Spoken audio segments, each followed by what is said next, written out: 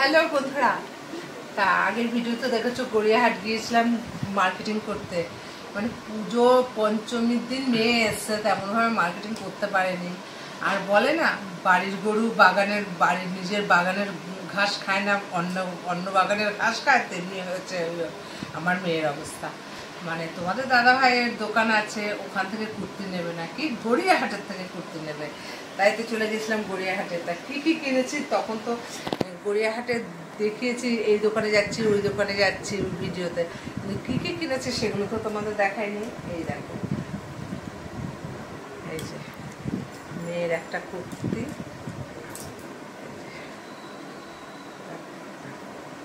এই একটা কুর্তি, এটা রাখি পরে কাজ করবো। এই যে একটা কুর্তি, দুটো,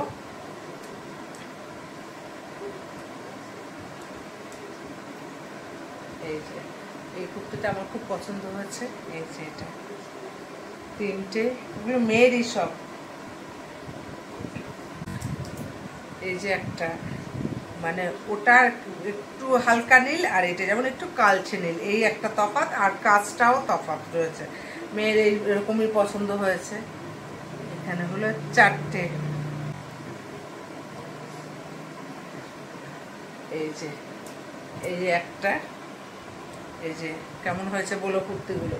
এই একটা পাঁচটা, আর এই যে মেয়ের, এই দেখো দাঁড়াও দেখাই।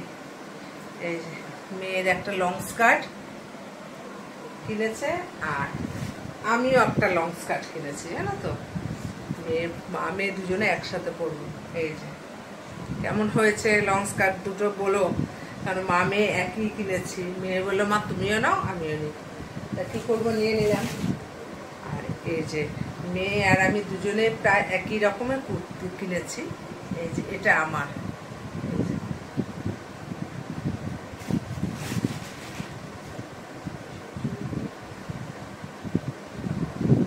এই দেখো এটাও আমার, দেখাই।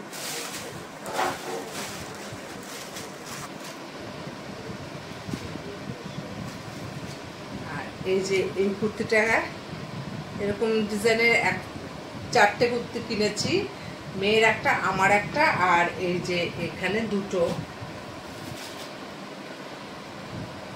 এই যে একটা আর এই যে একটা, চারটে কুর্তি একই রকমের কিনেছি।